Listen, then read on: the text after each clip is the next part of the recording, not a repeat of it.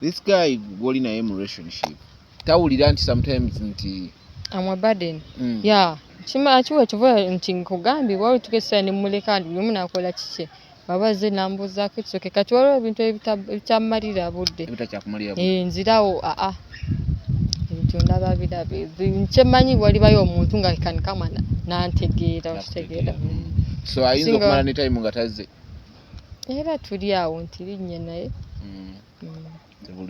in those 2 years tewegaseko negase sijagana with him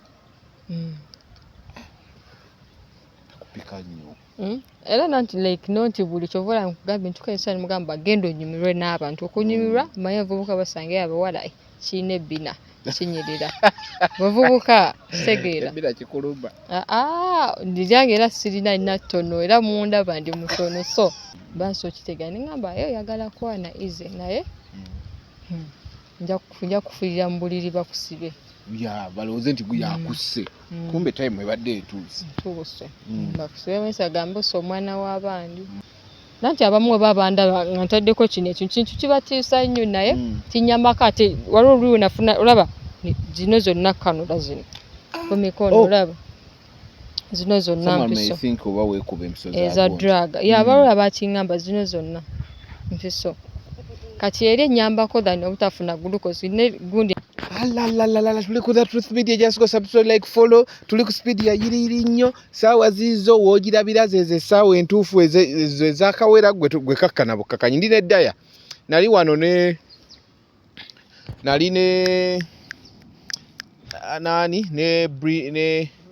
Brony ne twogera ku linnya Daya y'omu ku bakazi ba Icon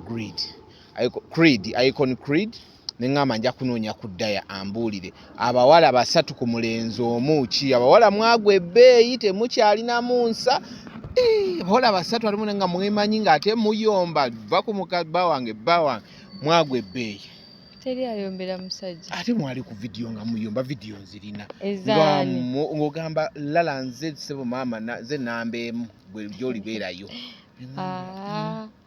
ekintu kyali kukya gundi kola gundi engeri gye bali balinayo fight n'afande so mu video abamu bwe balaba kyali kukyakola kikunoonya abantu bagenda gula ticket ng'oli omukulu yali yeetaaga ekintu ekipya ku akawunti ye ti uno omwana mupya tumbenga mukazi we nange bwe nayogera naye ng'ensonga ena yali yakugula ku bya ticket naga oberenga mukazi we nemberenga mukazi we nawe n'osala oberenga mukazi we era nga ola business nemukola bya mama ne taata nga mukazi we teri mama ne taata kuba yali akimanyi lwaki mwali temu nanti business ekisegeera yakusasula yampayo akasente akatonotono kwe kugenda ewuwe mu ruumu ye era yalina okuddayo kuba we yajjira awo nangamba tukole era video businga wali ufaanagana video wali walunaku lumu nekiggwa n'agenda bweddako unapostinga video wali mu ruumu ye nnyabo wali wange era n'abantu baba balaba video zembadde nga nkola zempostinga it's the same room musajja mu ruumu yo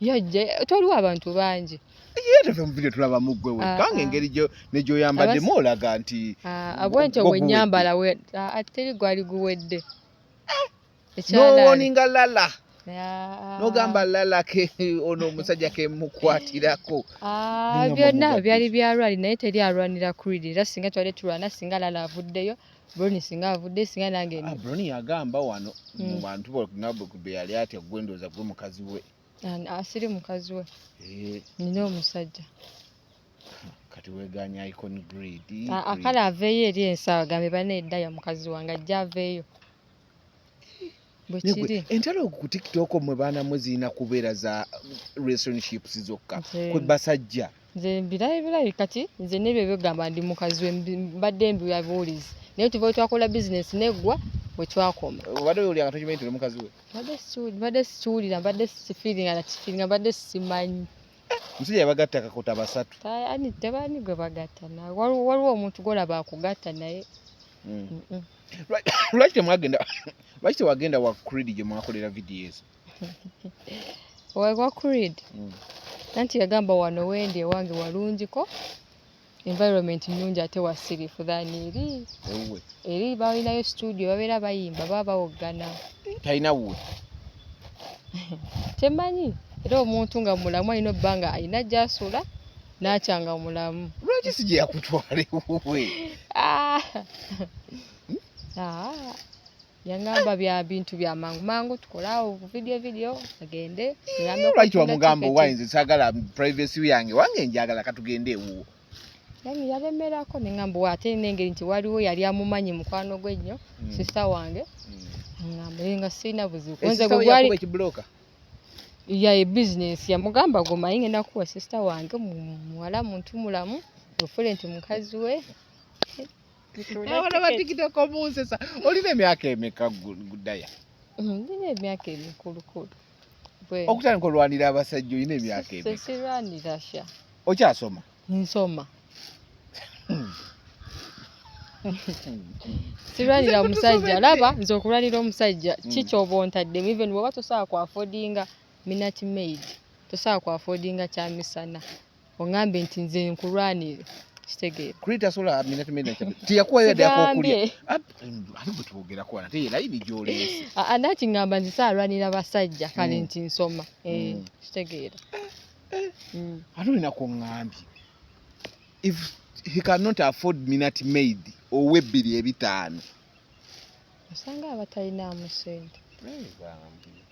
N'omwagala nga bw'ali njagala nga bwendi. Nedda. Kati ongambye olina omusajja. Kyokka osoma. Bazadde bo bakimanyiiko? Ngera ng'omanyi musajja zin boyfriend. Bakimanyiiko kiweegatta? Bazadde baakusindika kusoma. Bakimanyi era ojja ne bankyalirako. Bo Mama wange. N'amusangawo? Amumanyi bumanya. Nti oyo friend wo naye takimanyi nti boyfriend wo. Akimanyi nti boyfriend wo takimanyi nti boylover wo. Nkuze. Babasindika kusoma ulya bye muddamu. Kati bo we balaba. Kusoma si kusoma baleeta tojja nti kulemerako nnyo kusoma kufiira mu bitabo. Kitegeera. So engeri gye ngenda n'okugenda okumaliriza osoma mba nzikirizibwa obba ne boyfriend. Kitegeera. Olaba abaana bakapolinga nga bali mu senior 2 bali mu senior. Olwo ali mu university. Ebintu bya bulijjo. Osomerawo? Somerako YMCA. Why? Eringa secondary. Yakyuka kiza Chartered University tekyali institute. Kiza mulimu bwa secondary. Kiza Chartered yakyuka. Okola biki? Kola journalism. Ojja no gye tuli. Eronga biralamu. We don't want Fulaland Nyokare. Nange ndi mulalamu. Ebyo mutijja ne ba icon tetubyagala eno. Wali ensonga tembamu byakwebuzaabuza Kisegeera. Oba business mu Kikoni. Osula mu Kikoni? Ndi wali hostels kumpi okutuuka gy'olina essomero. Osula mu Kikoni? Yensonga lwaki muli boonoonefu bangamba mu Kikoni. Gwe Kikoni eri etya sooka ombuli Kikoni eri etya? Kyemanyi omuntu aba azze mu Kikoni n'oba n'ofuna rent oba n'ofuna hostel. Obulamu buba bubwo oba okyakadde oba tokyakadde. Nze tebinkwatako buli omu wa bulamu bwe. Gw'oli mu hostel oli mu rento? Ndi mu rento. Lwaki rento? Cause na anti wange gwembeera naye. Akola from town then n'agenda. Atanyambako engeri gye ndi omulwadde na sukaali. Sorry. Kati so ate olaba ezo hostel bo bakusoma like babasomesa semester myezi 4 3 ogana n'ebintu byo byonna waka. Kati ye bwe mba maze osoma mama mpise waka neŋŋenda ye ne muleka kuba yakola. Abaana beesa batya mu Kikoni awo baŋŋamba abaana rentals abamu bazikosa nga B&B. Wawuddeko ekigambo okulinnya omuti? Tokiwulyakako? N'obeera mu Kikoni nga tolya ekigambo okulinnya muti? Togamba nti ebigambo biba biyita mu bwengula nti kino waliwo omwana abeera mu Kikoni nga kitegeeza ki? Tegukamukko mukulu ajja. Kyemmanyi by the way waliwo we nasookera okugira ddala mu Kikoni. Nagenda ne kati jjuka nze mbadde sibamuusa embeera mu rento. Bwe narentinga nabo bali neighbor nga balenzi. Nga nakajja ndi muto ekiro nga nsula nkaaba. Ngamba mmanyi byenzi bijja kujja binkwate nga mbeera nzeka. Balinga babeera mu basatu kati nga babeera bayita babeera bayita wano ngamba banayo banziye waka bamugambe njasa omwaka ogujja. Nentandika okukaba nga butyo nenge emisana nebuuza how are you? Nga bakwebuuzisa? Nga nebuuza kati age olaba emisana waliwo aleeta. Misana bujja usawa munana waliwo alite emisana ekyo waliwo asuza waliwo n'abalala mikwano gyabwe bajjaga muveeyo ndeeta emaali kitegeera kati oli ajja alina olaga nti waawo okitegeera nyiniwo kati mwemulina ovaawo naye nga they are having one mattress okitegeera kitanda kimu of the 3 boys room yali ntono kuba omanyi buli omu bwekikoni negamba oli yebase kubulibwa munade n'omukazi n'omulala n'abeera n'omukazi tebafuna birwadde gwesokolireko bali basolo basatu nga bagipangisa basatu bali kale ng'omanyi abavubuka b'amakerere bwe batyo babamu basatu bazekambira n'abeera wa mukwano gwe kati bali basatu kati ng'aleeta abalala nga beetegula nga balala bagenda ne basuulawo muba mikono gyaire mumanyi life bwete weri mu kikono naye ate abamu kale abatuuka mu situation be bano bavubuka njagalaga nti ninawo sente naziza mu kirala wezimubula ezakubeera hostel ngadda mikwano gye kati ate wabagambye nti vaawo noonya gy'osula oba olina onoonya gy'osula guwa mulombye ate abawala nera abawala kyemmanyirira bw'oba olaba oli ayingiza kuba bafuna abawala mu bitundu bya njawulo ne bamuleeta linnya booda jangu wano we wati kati osogwa omuwala oba ozomanyi banaye omulenzi alina roomu kumbe bagibaddeko basatu nga bagikuuta wa blanketi n'ayanika owa maali ajja naye kaneta agansolekako mu kikoni nga omwaka gumu ate beere gye bali kati n'abantu abasajja abakulu abaagala abawala ajja n'apangisa yefudde student naye nga si student mu kikoni gye bali nga zze nga jesi ayagala kuyisamu muwala gaali akuwayo ekyetani njukira olaba obulamu bwa hostel waliwo bana okusinga nsasala nnyo abaana bana waliwo abaveeyo mu famire walawala azze akozesezza bintu abamubyeko ssente that hard life talina kyakolewa akaba bamugambye tokuba ssimu nga kyalina okukola amukwanye nga anoonya kyakulya plate yagumu kitundu kitegeera oba yakanaana ng'aline ayagala waggayo kitegeera ng'ajja awooli sente nga lumu avaamu ng'agenda nti okuba gayi amukwanye nti wagenda owaggayi kyalina mukola kyonna kasita aba ng'alidde ye akuse life we batuusako ekyo abazadde tebabwadde gundi apukipo biki ate olaba abamu abawala kale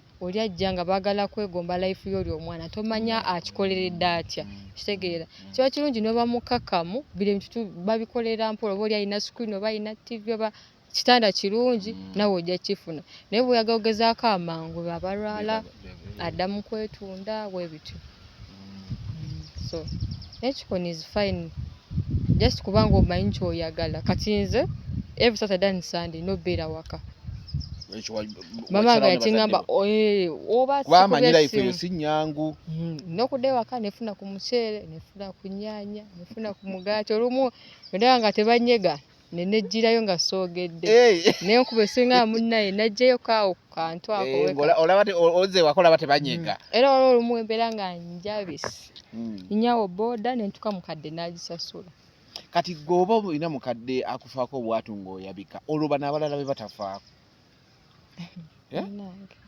embeera mbi kyobumanyi naye kyemmanyi naffe abaana fe abeesiriwaza ntudda mu bintu birala nnyo naawe olaba gwe ate esiriwaza ate nga olina abakufaako oyabika olwo nga omuzadde ali eri kinnamukaaka gwe yagamba genda osome akuwa school fees na sente za hostel oba ne kapukipu akasooka awo kyemmanyi kulimba kanzize kangamba story munali nakajjawo mu kikoni namange namugamba nfunye hostel awo wennyini kuwaayi kati n'omwana obi naye nasoma naye nagamba waliwo room nagisasulira nawo kuba bali bazitwala manyi kikoni room tezibaawo kati mukadde ye n'alowooza nti kusomero gye nsomera batuwa emmere kitegeera kumbe nfunye bulumu ebweru ebbali nengamba banenjalako ennume mama namugamba emmere batuwa ku ssomero mu ssomero at least nemba nigera nti emwezi naye lwakuba nti ntono ndala ziri buwambo we wanene naye nga basula munda baba emmere kwa babawa bulungi emmere anagambye nti omulimu gundi eyo secondary naawe ayagala yafuna oba teyoyagadde funa kutumya KFC eyo secondary okuwa buwa emmere ate ekyo kyekirungi ayagadde yafuna ba lecturers babalekadira you go to class tasobola you girl what are you doing there bebe teri atamanyi kumpi kuwa MCA nina akantu kentera okukozesa akasukaali we mba ndi mbibuuzo kateekamu starting from the askari paka to the principal. Because you are oli old man out like everyone about you. Abamanyi nfa abamu baali bansosola. I become sick. No, get real. Why? Kale nga wamba nkwati banyisa nguyinza oyita mu bana buli omu omala bana ne beesega buli omu nadde eri ebbali nga manyi ofa nengamba it's just kakuba paka ku mutima bwe nkateeka munda mba si we are pain just bamanyi nti asala bw'aba alinnye nnyo then nfuna insulin kitegeera. So sorry. Sugar is bad. It's bad naye Yagenda at your age. Ndudde naye is now 2 years. Ate ajja nze mu kikoni, ajja mu kikoni ng'andya wali ennyama y'ebitanuzi naye sigirabangako. Ennyama? Nga ndya ya ttaano ice cream otula ku kyuma ekyavaawo nga ntandika olwala sukaali. Yali emmere y'emmere. Yabiri yakuleetera ebyo. Yandeetera kale okusuuka nnyo kuba waka nali sirwala nnyo. Wamuyina naye nga tolwala. Nnyo naye wena kikoni. Wali ennyama ya meka? Ya nusu bitaano. Ngeyenkanawo. Ebeera kati nga wano. Nga buli kyolaba okyagala. Nga nkyagala omukikoni teri bana bookya nnyama batamanyi. Nga mukwano bakanyankole gyebale leero okoze otya. Bamanyi gwe oli muli waabyo. Ndi muli wa. Muno ice cream obw'akagaali olula bulungi. Sawo yangamba oba oyagala obbanga okyali mulamu lekera awo bbirya. Ndivaako ennyama ndya lumu oba ya boyiro. Jobyo bumole butokosa we buto. Byolya. Lumu kisinzira nga nkebedde sukaali bwali. Naye we bampa nti chance kulya. Bandagala ndye misana kiro mmanya. Sigenda kuddamu bbirya. Yeah. How hard is it okubanga oli in the area bwetyo nga you living with sugar? By the way when najja mu kikoni nze nalina eddalu mamange namukaabyanga mamange akaabye. Nze nalina edda naye mmanyi we najja mu kikoni ngenda kyakala ate people could judge me of this tattoo gyenna. Yeah, nalina kubugwe. Yeah. Biro bireeta already olina sukaali. Oli mu kwekuba ebintu ebireeta skin cancer. Olina tattoo nnene enzibu bweti. Nali njagala kuva dda. Lwali lumu mama yategera ngo gyekuba. Agitegedde recent. Wagyekubya ddi? Nalina uncle wange twali tugenze Dubai. You went with your uncle in Dubai? Yeah. For a holiday? Ina business yali agenzeko nangamba ngenti passport yange yali yakajja nangamba tugikozesa olabe. Ndabe ne mukulu kye yakola yeyandeka simanyi bya airport ne tukobudde. Nakuleka ku airport. Yangamba weereeta oyina oyiga ekibuga. Tukawulisi. Yakuleka ku airport. Yandeke waka. Waka ye najjalulwe nangamba gwefudde motoka eyo. Ogene ku entebe ku airport. Checking in nga sibimanyi. Nangamba ndowooza kati oyize ziyali asimbyeyo. So natuukayo nga yagenze then I got this tattoo. Ezijanga njikweka najiraba nangamba kyekyo. Bwe watuukawo e Dubai? E Dubai. Era temwatuukira wamu? Twatuukira wamu twalinnya ennyonyi y'emu just nti okutuuka obudde bwe tebwali bwe bumu. Nenjituuka natuuka nagiraba nambuuza kyekyo konze maaka. Bagikubira Dubai? Nambuuza kyekyo konze. Teyakulabanga tewabeeranga naye? Yali ajja kawungeezi yalina ebintu byali akola. Ng'agenze kola bibye. Okubeera idol n'ogamba okunze okubeera idol at least nekuba mutatu. Nina mukwano gwange yali omu nali njagala. Oyambuuza bikyewe ne mugamba maaka bya fashion nangamba bondaba n'amatolooza ndi mbuzi. Yagala okola ki? Bondaba n'amatolooza ndi mbuzi nansooka nyigira ne mugamba ejavaako. Tugendako ku Lassa clinic gye bajjako amutugambe emitwalo 5. Engamba tujja zifuna tujasasula eveeko kasita nti nnyumiddwa si kyakala sinywa mwenge sigenda mu bbaala singa nalaluka dda wanange kye naye njagala nzije mbeere nzekka nkole buli kimu naye kyaga everything naye nayo ntuuka ndwala. Okulwala. So you okuba nti olwala kyakuyamba kuba singa kati nalina eddalu mamange yalinga akaaba naye nga talina kyakunkolera nze mwana gwe alina omukulu. Gwe mukulu olinayo abato abakuddako? Adda asembayo wa myaka 2 years. Kati abitatu ate baba ogiraga buli woobeera. Mamange yakakitegira nanyigiramuko naye. Gino tatu yaki? Tribal tattoos totalaba bano ba Roman Reigns batera bbanga zeetolodde. Nga gundi Moana. Nga kuba teyaggwaayo. Yalina komawo. Nakomawo. bakututte kuwummulako Dubai okyakaleko wadda nene kuno kwali kukyakala kwekuba ttatu kasayina ekijjukizo bwekityo nti wagenda Dubai. I hope ndowooza onaba maze intani yange wano mu May naafunayo bane muzira kisa genda weetwale naye muzira kisa yinza okutwala ate ne mudda mu birala ate weba birala nedda anti kati nkugamba weetwale nga weetutte bibyo owuli abaana bakaabira Dubai eyo kituufu era so kati nokkirira mu kikoni buli eddalu ne likusala lityo nsala ate nasooka nali saagala soma bandeeta nkole computer science bakitegeddemu akaguwedde nti nkola journalism so nakyasaagala soma gundi yatandikira ddala semester namala omwezi mulamba nga soma nenga nesasula tuition nensayininga nenvaayo enkomawo nendaba firimu bayizawo firimu zimpaniridde nnyo era nebaza nnyo VJ Junior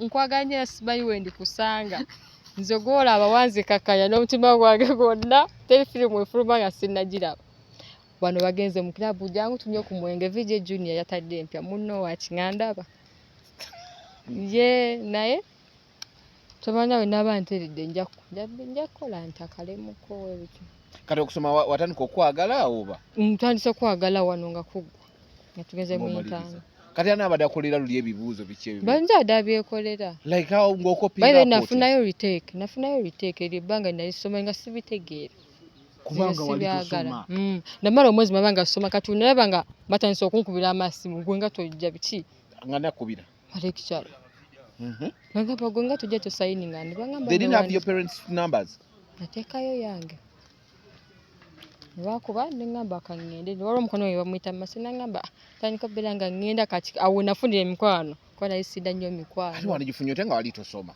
kale gyaliwo naye kale ngeri nti nali ndwala nga saagala nnyo okubeera nnyo mu baana nga ndaba bantunuulira bulala kitegeera yeah, so that sickness yakutamya okusoma noga ne were isolating so kati nentandika nembeera nga mmanyira till now kati wafuna company kusomera I have friends namikwano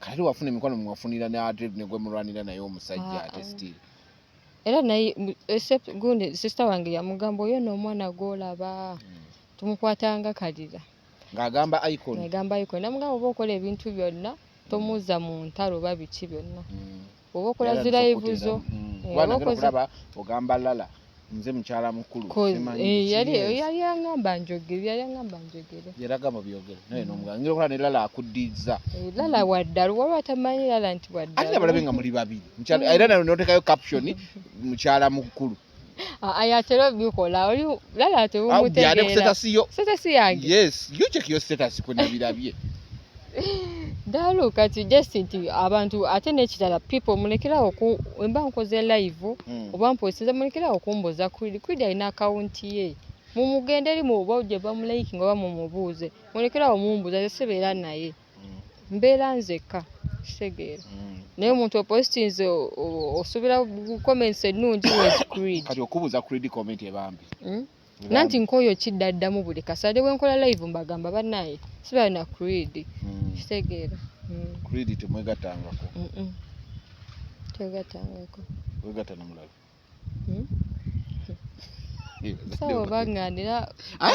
sawo baŋŋaana okola kwegatta Like mala like too much excitement tukayijjukira oba osanyusa ennyo alinnya and when you are stressed alinnya so ebintu ebyo ebyamasanyu nze ndaba birabe okwegatta nkufuna lumu yammanyiira mugamba agendako eri bakuwe tojja kujja onkuuta ebigere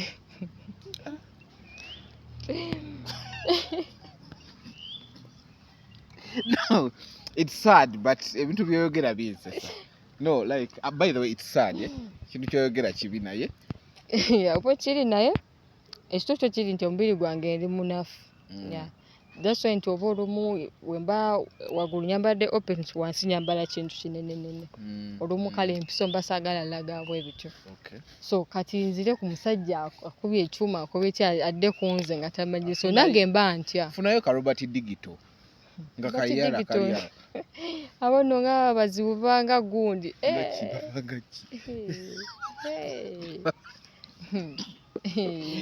omanyi saagala kuseka naye ebintu byoyogera ati omanyi emboozi ya nnaku naye oyogera ebintu babanga ki mashiini olaba bano bakiproticha ebiseera gye baba badduka kati akukwateko kati nze ebintu ebyo kyakirungi n'olala n'omuntu wo ng'akumanyi kati oyo boyfriend we yakutegeera bulungi bambye si bya kati when you feel nga gw'oli mu mood you want to obala kuba nti nsonyoze enfuna tuuka nga kijja babuzi kale kivula mutuuka ne mugamba genda ofuneyo oba omuwala mugendemu munyumirwe kitegeera so tonyumiddwa bulamu bwansi nabimanyira like kati myaka ebiri waliwo natuuka nindwala abantu bane ku oxygen bateekamu akapiira abange nga ye andala bulabi kirungi kya byonna nti bazijanjabirako keesi nina kaadi wano kugundi Buganda Road ate kumpi mu Kikoni then woba oli ku ssomero wali kumpi kivula najje nasenguka mbere kumpi kyokka gobeera mu ntalo ezitagwa sirina ntalo zanno nga si ndi muntu wa mirembe saagala nnyo obuvu era omuntu mugamba bwemba nina gwenjogedde omanyi abantu oyinza osanga nga omuntu tali mu muddu n'akuddamu bubi ne then later malamu naye nsonyiwa okwogera obubi naye kiri bwe kiti ne bwe kiti kitegeera ne kiggwa kuba olaba buno obulamu tusobola kugenda nga weemalirira nti gwe oli munene nnyo kitegeera tubaako n'abantu kiba kingi n'omuyisa bulungi naye tomanye nkyajja kuyisa bulungi bulungi life living with diabetes living with diabetes nga sinyangu it's hard wawa ebintu ebimu byoba oyagala naye nga like what that you cannot do okusinga nze njagala nnyo nemmere njagala nnyo emmere kati wetuuka omuceere gulina starch matooke galina starch kale posho kati njagala nnyo akawunga and you're not allowed unless nga like some days I'm okay cause nina ebirumu ebikebera I have of that of blood pressure ninga musawo kati kuba lina linti okwekuba insulin kati nje kuba because of you need life namanyira so kati okela ku machano je kuba so when you check yourself nolabanga you okay then no trying out mere kindala jotatekedwa kulya kumata nyama ebirungi ebyo no ddala kati nalulya katunkuma jjobyo monde butokuse muwogo naye alina starch ate njagala nnyo nze local food kati emmere gye nali singa ddala okwagala ne gye ndudde nga ndya kyekinyanja mu binyeebwa that's the food kale gyengezaako olya ate kati waliwo ne restaurant ezimu ne basiika nnyo so boyina gena kulyayo boyiro olumu ne ndya kinyanja nga kya boyiro bwekityo obutunda mba temuli sukaali bwekwekolera cause I have a fridge even seeing you on a border I'm getting worried by the way era border yemmenya so how do you like move kati otambula by the way lawo natuuka nga mbera mu room sitamu so nangamba kibi nnyo nefuna waliwo ennaku zatuuka nentandika ogenda kawo mu gym mbere fit cause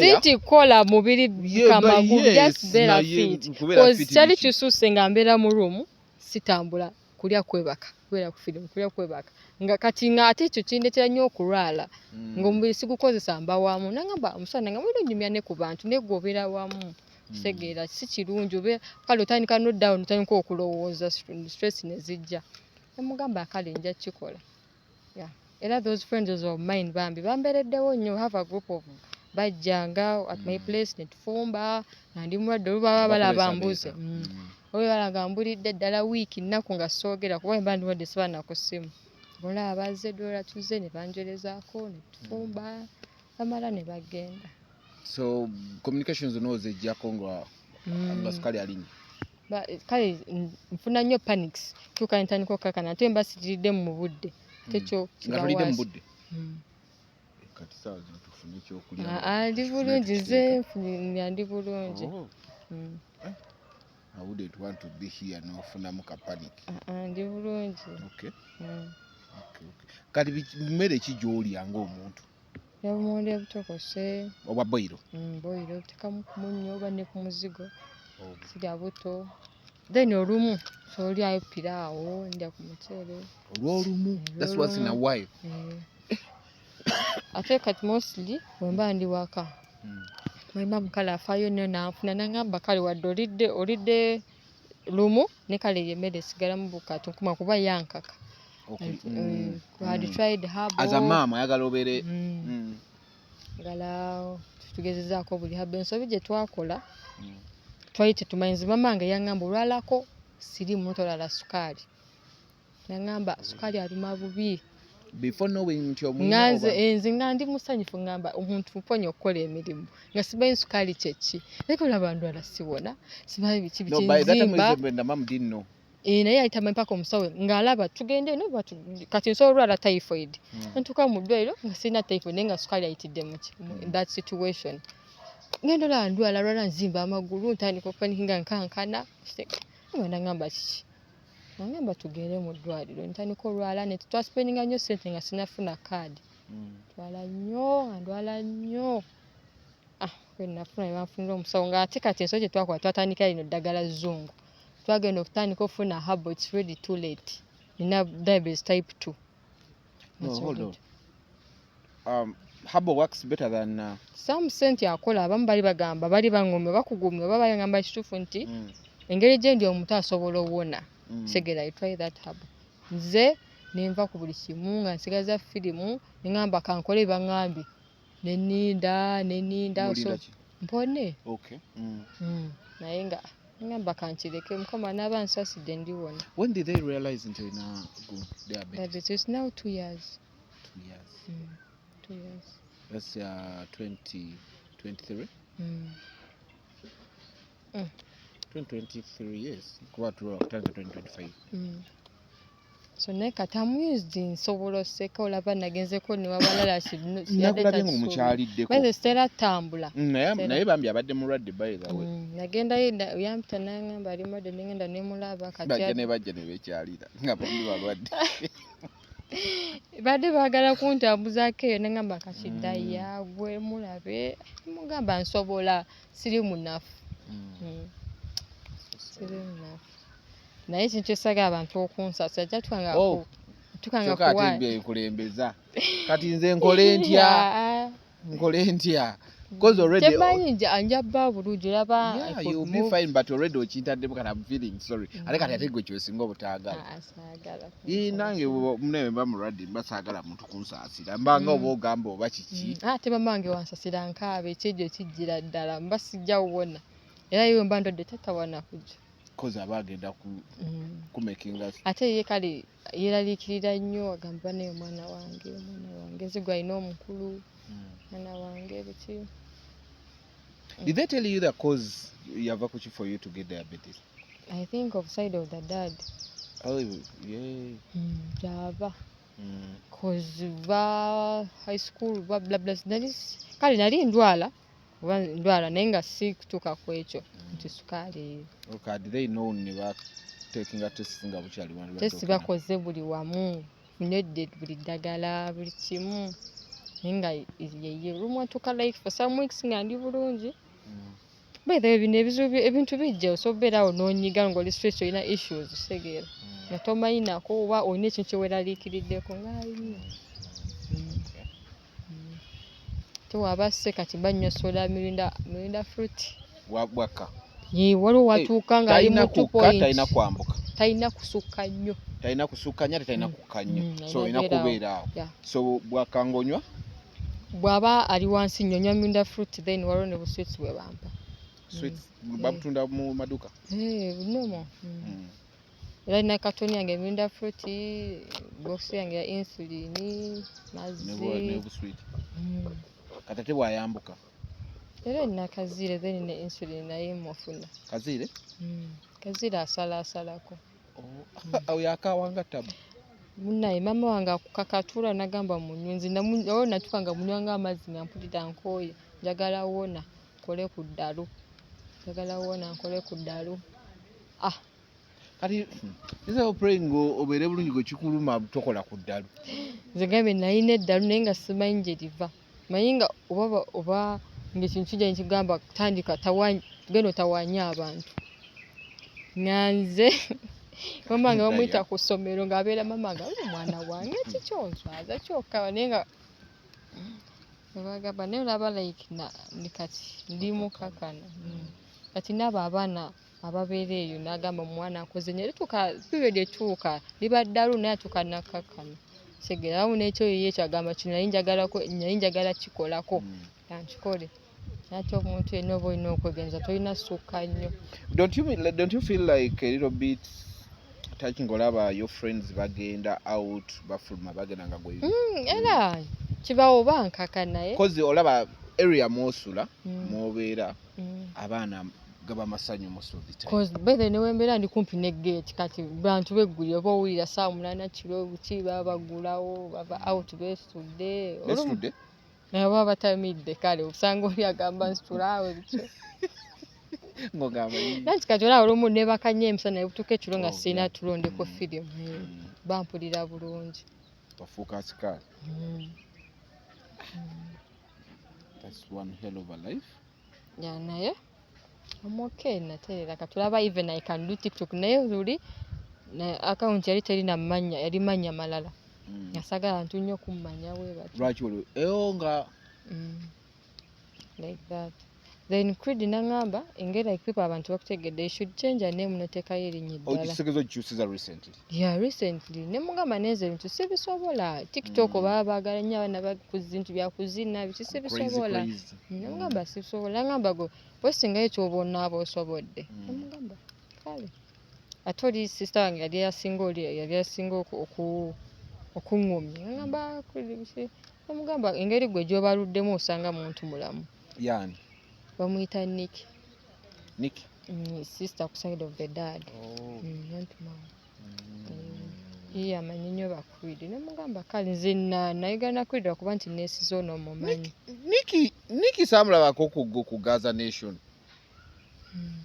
yoyo ai Nick ogamba Nick girlfriend wa Fiki Gaza bekiri oba muganda wo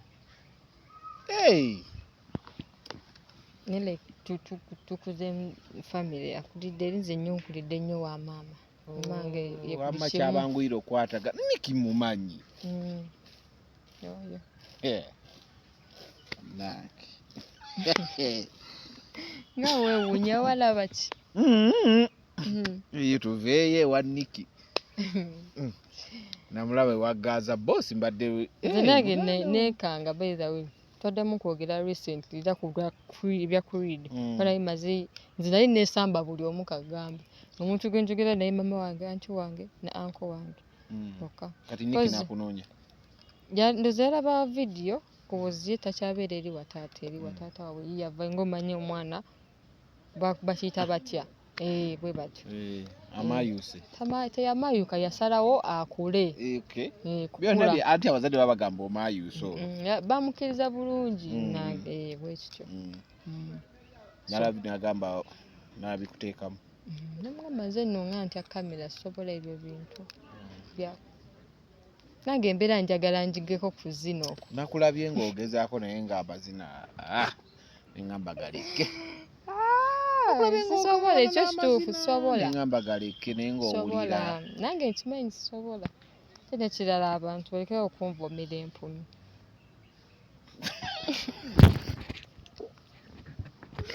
kinnuma kale ate kikulumya kinga olwedde ogirina you have it no omuntu oba oli ku byo oli ku live oyogera nagala empumi nagamba empumi ng'eshanana ng'enyirira enviri wazisaze omugambe enviri nzirina baba bamanyi ozisazeko obusazi oba bwentulula bwenti oba bwenkola bwenti simanyi oli abatalaba oba gundi olimu olumonko obeera mu bashawuli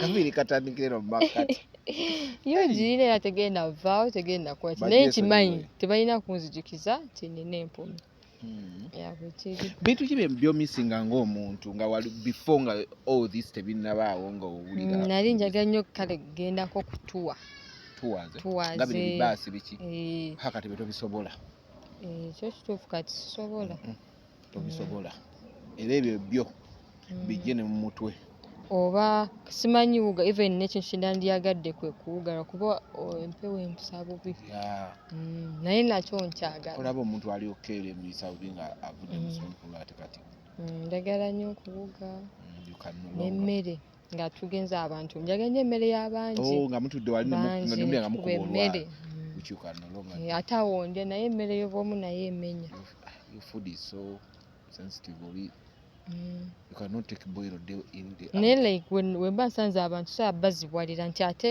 nze munfumbire ebyange kyensangawo kyendya timba nsobodde tosalagira muntu nti nze waaye nsoko nteeraawo bukatunkuma nfumbire ejjubyo ebyange biteeke ebbali zijja at least ndaga nti ndiddeko singa obutalira ddala kiba kirabika bubi ng'ogenze w'abantu eyo ndyako katinitini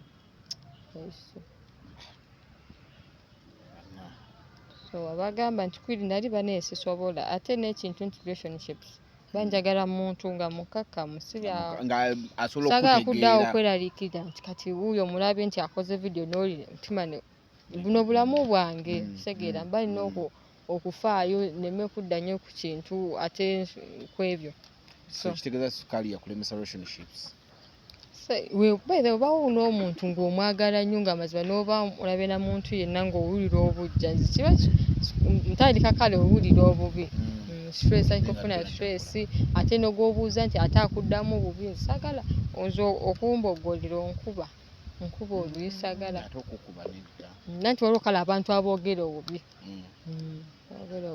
amange akuze kale atuyombesa naye nti ebintu kwogera bubi kulangira nga tabikola so someone yave n'atandika kyova olaba emikwano gyo mitono ate abamu tukoma oba ku live netuseka nenseka nenvayo neneebaka sometimes era mbeera ndi board nengamba kanzite kokelekole ku kalive kuba kulaba nnyo ku live kuze ka live kuno okabeerako essaawa ze eziwera wabeerako abamu abo sorry now this guy gwoli naye mu relationship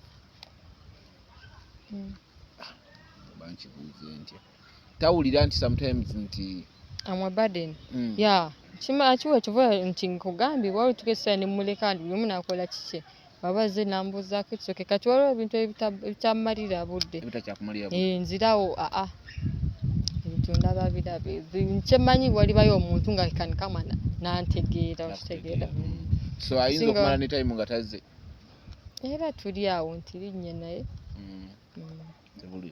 in those 2 years teweegaseeko negase sijjagaana with him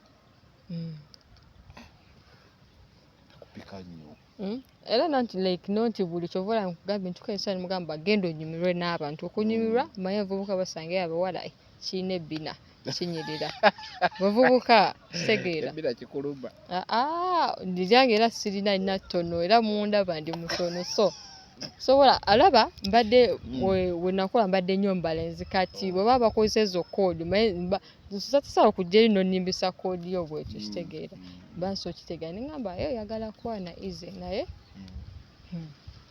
nja kufiirira mu buliri bakusibe balowooze nti yakusse kumbe time ebadde etuuse bakusibe mesa gambe osa omwana w'abandi kati omuntu omugambirawo nti gwejja kufiirako mu buliri bakusibe nanti abamu babandaba nga ntaddeko kino ekyo kintu kibatiisa nnyo naye kinyamako ate waliwo oluliwe nafuna olaba zino zonna kanula zino ku mikono olaba zino zonna mpiso eza drug abalola bakiŋŋamba zino zonna mpiso kati eri ennyambako than obutafuna glucose gundi empiso eddagala eriyita muno lya glucose kati ate eyo therapy watch ennyambako butagira mpiso ezo kuba etuka emisuwa nga tebalina nawe bakuba tegirabika nga tebasobola kuddamu we bakubye kati eri ennyambako sala eteekako n'epima nenteeka muno nenteekako ne muno musaizi kati oli gaye wabaza agamba ne akaddayo nga kalungi ka portable agamba bwana ddemu alina ebizibu oyo bayinza n'okukusiba akyuka butuusi ng'agenda which is okay sinaako buzibu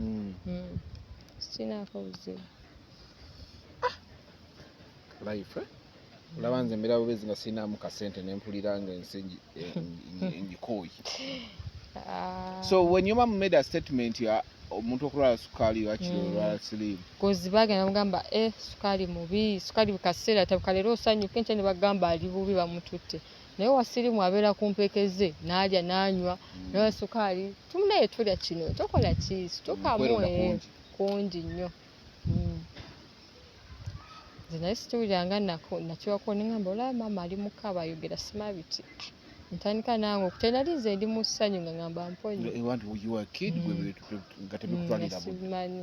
then pain wagirabira ku maama wo nange nabuwulira byannuma nakeeranga nga nzimbye ebigere nenkera ngo mbi gonna gwepise nakati nsobola okukya nenzuka nga nzimbye nagamba kikyobadde ki nga nzimbye kale nze nepise omusaayi olinga alina allergy nga alina allergy amba manye ekyokola kati already wayiga ekyokola tekyayitagisa maama kudduka kujjawo oli biki newe bamugamba nti nanti yambi oba ndyogere eri ekikala ogamba alina nnyonja alina kaadi abasawo njogera nabo bajja mukolako kasitanfula omuntu anzirusa wali ku keesi kyangu nnyo kyangu nnyo kati you stay with your aunt tomuwa burden temuwa burden kuba tabeerawo noba agenzeyo mukyakala n'asuulayo which is okay yamanyi oyitamu amanyi oyitamu kantu bakyakala nakyalimu olukampasa amanyi olinnyo omuti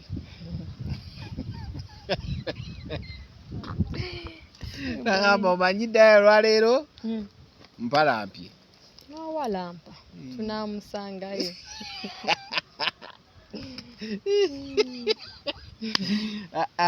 anyway life is not easy as we see it naye ebiseera ebisinga ebintu ebimu like ebigambo bikubula you go lost of words nogamba banna naye nga ngenda kubagamba sticker gye mulaba awo bamuyita Joseph buy with Joseph ye company we bagiyita buy with Joseph BWJ ali China asobola oyina byeyagala okugula China kusuubula kutikka kutereka everything buli kyoyagala mu butale bwe China oba ogendagenda okulaba Joseph very fast buli kimu kiba kigenda kujja gwe pick those calls WhatsApp him ngambe from the Truth Media oba Dias everything ajja kukikolyako bulungi abajja kikolya kate gwayagala emmotoka Sula Motors wansi awo wetuli ku kalenda nga wakasalamu bwoti odda ku Entebbe Road bondi eri awo motoka mpya nkadde oyagala kika kya motoka ki at affordable price oba ojja kukifuna awo so there njagala kasoke empisewo kino bane muntu agingire VJ Junior mwagala nnyo simanyi we ndi musinkana kuba singa siye singa ndowooza nafa buwuubaavu bakiyita buwuubaavu kiwuubaalo munyumirwa nnyo mulaba mwagala nnyo yangeri kati nange ngenda beera munnamawulire ne baithe njagala nnyo Solomon Kaweesi Diini Lubowa Saava mbawuliriza nnyo Diini Lubowa Saava ne Solomon Kaweesi bagala ngenda soma amawulire ga Luganda ndi Muganda onasoma ga Luganda we pray one time your dream comes true nkulabe ku TV boti ng'otudde okuta olupapula osoma onokwesa ddoboozi ki naye nga Junior ngenda mutaginga nda kumugamba olina omwana naye kati gwekyali mwana era ndi mwana kanyime ndi mwana mu maaso g'abazadde be olima naye kati oli mukazi mukulu gwe owulire oli mukulu mu maaso g'abazadde mwana aliyo omukazi mwana mu bazadde I think the rest of your life you're supposed to be happy. Kati nze buli we naakulaba you're supposed to be happy ng'oli wendi. Ebintu by'okunyiganyiga ebyo tujja kubijjanga tunakunyamba mbozi nga ya happiness. Sikiriza niye kinanyiiza ng'okireka you're supposed to be happy. Kino katukole ekiwana ekisanyusa onyumirwa biki? Olina muno waki? Mulina. You pay every month? Osasulira. kati ngenda kuteeka ku channel ku gundi yange ku account yange obenga tukyasasula ngenda kuteeka ku account yange ya muno waacho obere nga olabira bwereere nga nze nsasula mbeere njala kwebaza ne Rama Rama Dubai Rama muntu mulamu nnyo ne Rama yambeererawo nnyo we nalwalira Rama ki Rama Wonders Rama onavuma abantu esokoleke yakolera yakubeerera bwatya like omuntu asobola okukola ki nawaba takuwadde ssente naye like communication wekiri already yali amanyi situation gyoyitamu yali amanyi that's good nakubeererawo ng'omuntu biki bye yakola tewali Rama alina omukazi no sigambe era nange sigamba that side like era communication eŋŋamba kati kugira mama wakuweze this medicine naye wagenze mu ddwaliro lyokya tolina lya kino ng'olaba nti muntu afaayo even some of my friends bafaayo lwakuba nange nti kale olumu ngamba neŋŋaanamukko nembaako byenkola benno lya oli abakulabiridde nnyo ne bikutama sikulala neŋŋamba leero kandye ku kino kitegeera noboyikoti nga byotekedde otambulyako nga oli abikutamye neŋŋamba kankire ndabe naye immediately after then noddayo ku rutini yange but you shouldn't be rebellious because life is precious negomba nnyo ku buno obuntu buno bwe banywa oba bwe butekira naye sisobola mwenge sisobola mwenge daya hiya tuli ku bintu bya bulamu gwe oli ebintu byewegomba gwokimanyi ngamba singa kale waliwo kale ogamba bane singa si kino nandibadde ndi dansa nzina oba ekitegeera obaako ekintu ekimu kati oba ebintu n'ebiraba tekira tomwegomba muleke olaba n'abamunywa bafunya face kitegeeza si mulungi oli akakwata n'akayona afunya face ati n'omugamba ani akakuwadde vibe yakagenda kati ekintu kyewegomba lolabye kaba kinywa naye temanyi era ndabeera abasesema naye at least aba agamba mukirozezzaako ngudde ebigo bantu tejesuza gyesamanyi naye kasana nyedde tekira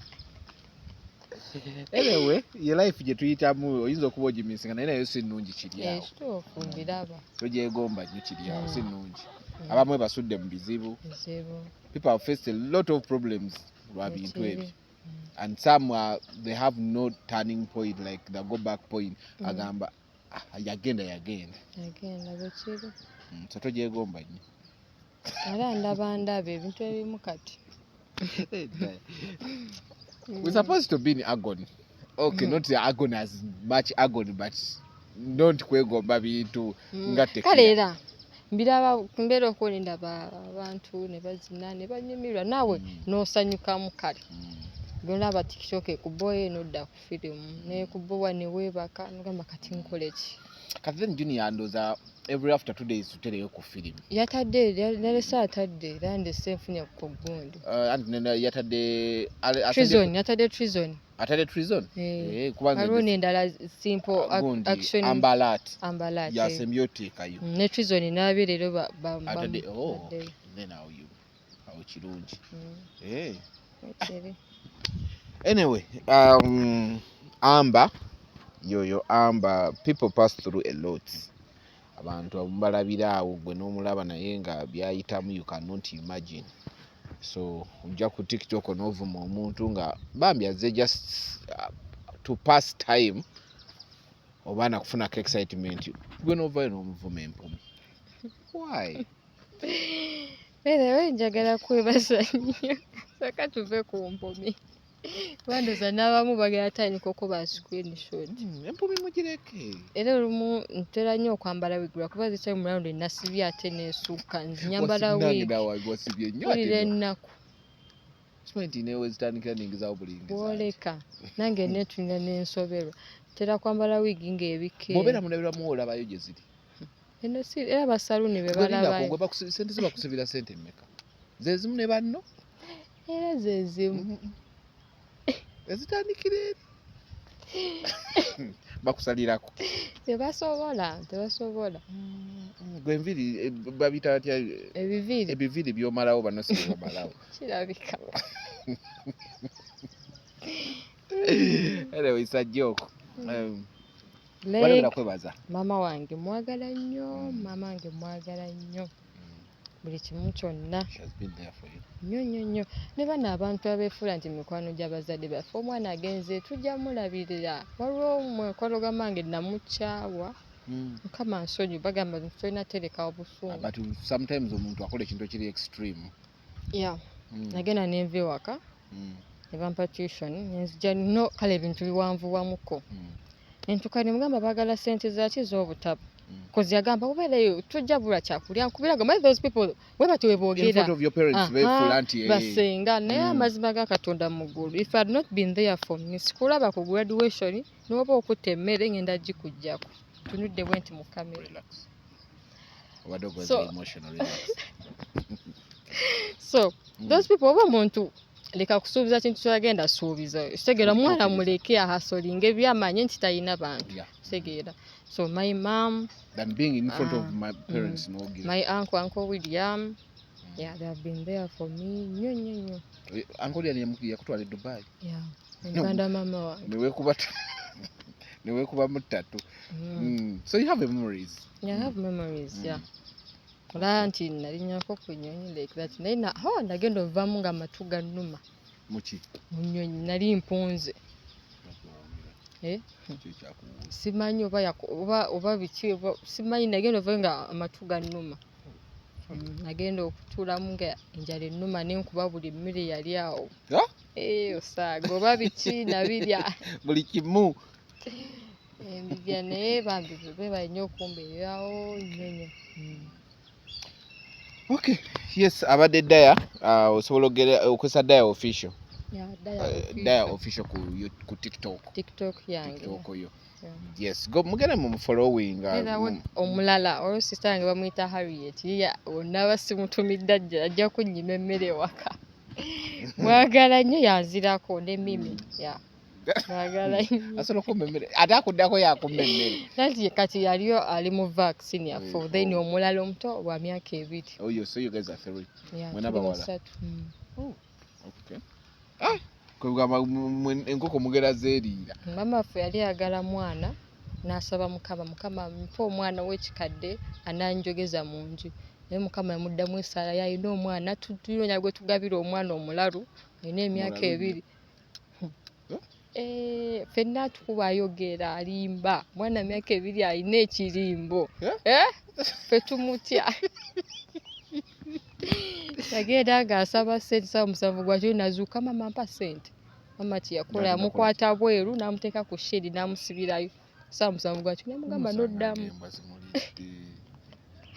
Mama wange yali omuntu ebaka nazuuka ku nnya saawa 5. Kominazi gwe mama azuukuka. You said mama mwe yasaba essala n'agamba Katonda ayagala amuwa omwana amwogeza mu nju n'amumuwa. Naye luli yamumuwa. Yamumuwa bulungi byonna nga mujjuvu n'eddalu. Yamuwa full package. Byonna. Oyogola bava ku balukoni n'ekimotoka nga ayagala abuuke. Tumukwatira mu bbanga. Myaka 2 bane tunoonya essomero eritwala omwana oyo kuba. Myaka 2? Wanaawereza 5 munaba. Temuwedde mmwe? Bamukubye naye tawulira. Naye jjateera ffenna wetwali. Anyway, tetugenda kusukkawo olunaku olwaleero. Mbadde ne Daya, just go follow Habambi. Temukwatibwa nnyo kisa tabyagala. You make her go into much pain. So okusaasira kube kutono. And those abamubeereddewo, thanks. Nestasobodde ku mentioninga bambi mwenna mbaagala nnyo. Mr. Kasozi ali Dubai. Mr. Kasozi, those of YMCA, Journalism Department, Mr. Bash, Mr. Juko, mwena. Agala nnyo besajjukidde nammwe kajjaamu. Mukigumire. Things happen. Batatumidde mukibeere mukifiiringe be batumidde big up nammwe. Naye nga just go like, subscribe, like, follow. It's the Truth Media ku TikTok. Truth Media ngera kutumirako ddala. Banaye buli westa mutumira. luba lutalo. Message zibanga message ddala nkutumiddeko besimu ya ddala bagibbye abagagga abali omuyambeko ku ddala afune esimu empya simu bagibbye akuba endulu okufa obufi ddala tayinaamu yadde. And abasharinga content wange mulimu Swima Media, thanks for sharing. Mulimu Edward the Great, thanks for sharing. Nabalanja gena mba following nga mbebaza naye temusala nnyo ntekeyo ntono tusobole okutambula ffenna nga tufunamu ye. Okay, awo sigera kusukkawo. Thank you very much.